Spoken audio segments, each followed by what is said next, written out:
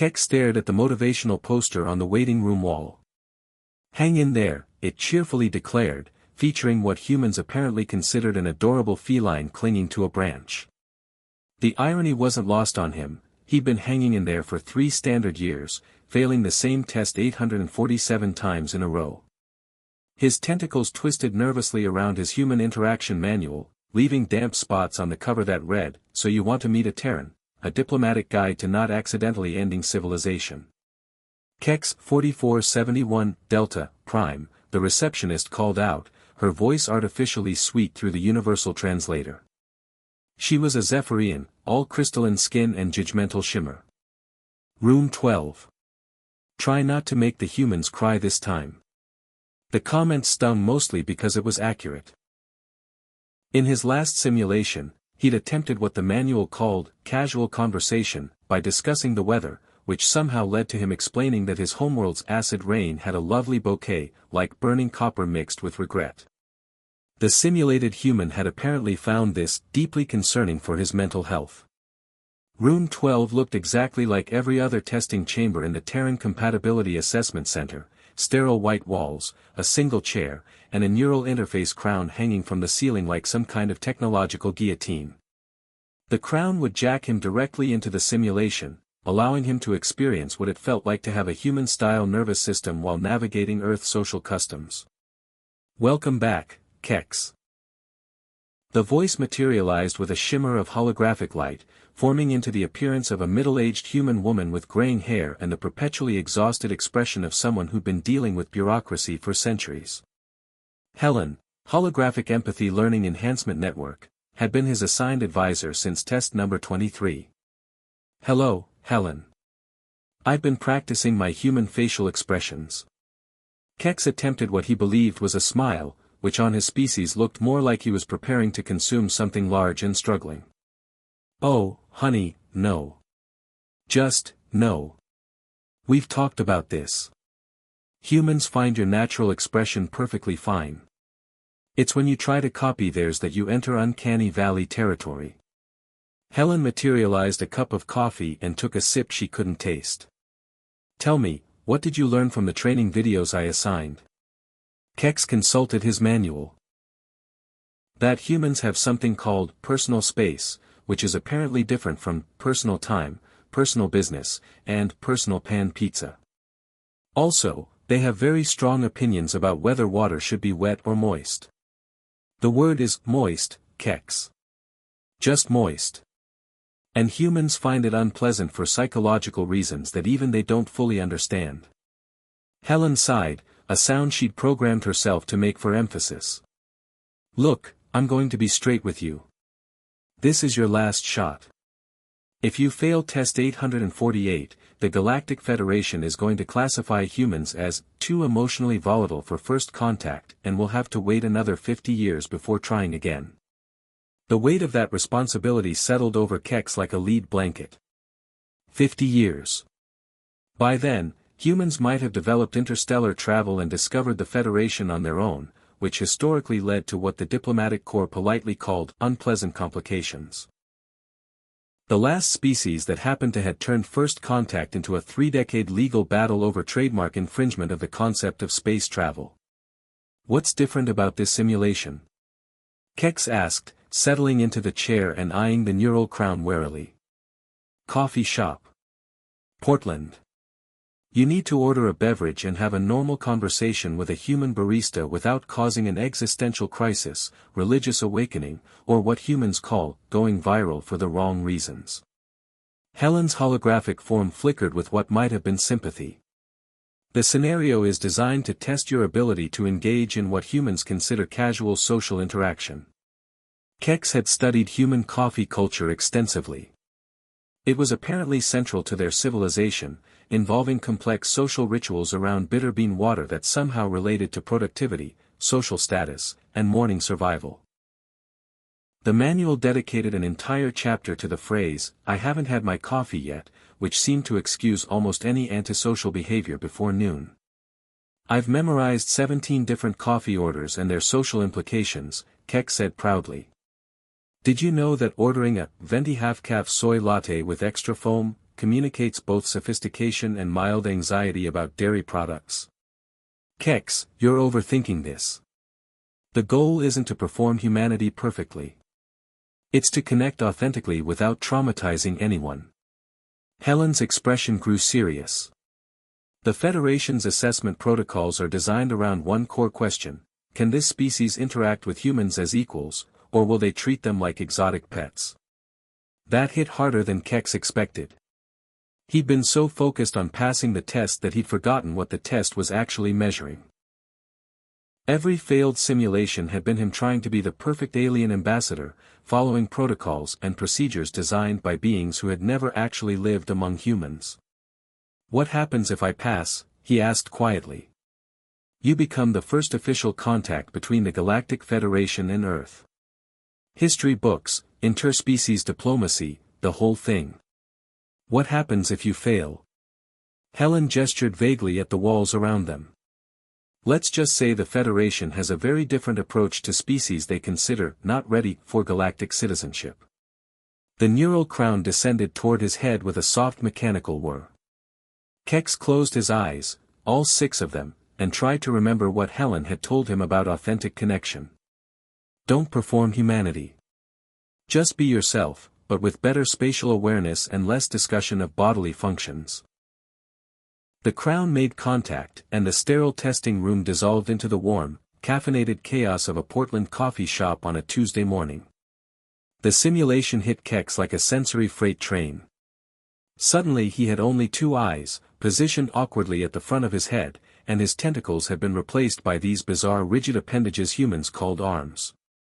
The coffee shop buzzed with conversation, the hiss of espresso machines, and what appeared to be acoustic guitar music that somehow made everything feel both cozy and vaguely pretentious. A human stood behind the counter, wearing an apron and the expression of someone who'd already dealt with 3 difficult customers before 9 a.m. Her name tag read Casey, and she had the kind of colorful hair that the manual had warned him indicated either artistic tendencies or recent emotional upheaval. Next. Casey called, and Kex realized with mounting horror that he was, in fact, next. He approached the counter on his unfamiliar human legs, trying to remember the 17 coffee orders he'd memorized while simultaneously processing the overwhelming sensory input of having a human nervous system. Everything was so loud, so bright, so overwhelmingly immediate. Hi there, Casey said, and Kex detected what Helen had taught him to recognize as customer service enthusiasm, genuine friendliness filtered through 8 hours of retail experience. What can I get started for you? I would like. Kex paused, his human vocal cords feeling strange and thick. 1 coffee, please. Casey blinked. Okay, what kind of coffee? We've got espresso drinks, pour over, cold brew, nitro. She gestured at a menu board that might as well have been written in ancient Sumerian for all the sense it made to Kex's panic-addled brain. This was it. This was where all his previous simulations had gone wrong. He'd either overcomplicated the order, undercomplicated it, or somehow managed to accidentally insult someone's life choices. The manual had 17 different coffee orders, but faced with actual human interaction, his mind went completely blank. Something, brown. Kex ventured. Casey's expression shifted to what he recognized as barely contained amusement. Brown coffee. I can work with that. How about a regular drip coffee? Medium roast? Yes, that sounds perfectly adequate for my biological requirements. The words left his mouth before he could stop them, and he watched Casey's eyebrows climb toward her hairline. Your biological requirements, she repeated slowly. I mean, yes, coffee. For drinking. Like humans do. Kex felt sweat, an alarming human bodily function, beginning to form on his forehead. I am definitely a human who drinks coffee for normal human reasons. Aha. Casey poured the coffee with the careful precision of someone trying not to laugh.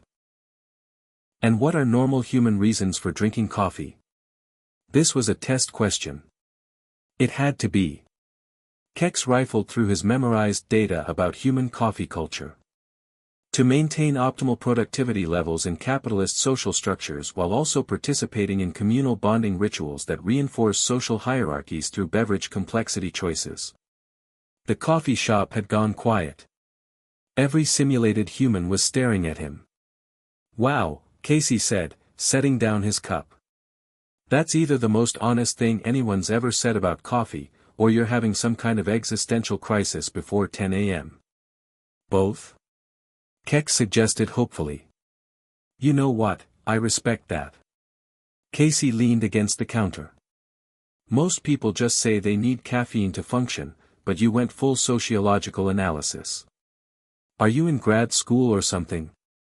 "I am, studying human behavior, yes." "Technically true. I find your species fascinating in its complexity and contradictions." "Our species," Casey said with a grin. "You're talking like you're not human." This was the moment. Every previous simulation had ended here, with him either doubling down on the deception or accidentally revealing too much about his actual origins. The manual was very clear, under no circumstances should he indicate he was not human. But something about Casey's expression, curious rather than suspicious, amused rather than alarmed, made him pause. She wasn't looking at him like he was a threat or a curiosity. She was looking at him like he was just another weird customer in a city full of weird customers. "What if I wasn't?" he asked quietly. "Hypothetically speaking." "Hypothetically?" Casey considered this seriously. "I mean, Portland's pretty welcoming. We've got people from all over. Different backgrounds, different ways of seeing the world. As long as you're not, like, actively trying to harm anyone, I figure everyone's just trying to figure out how to exist in this weird universe. Even if someone was very different. Like, fundamentally different in ways that might challenge your basic assumptions about reality. Honey, I work at a coffee shop in Portland. My basic assumptions about reality get challenged before lunch most days." Casey slid his coffee across the counter. "Besides, normal is overrated. Most of the interesting people I know are at least a little bit alien."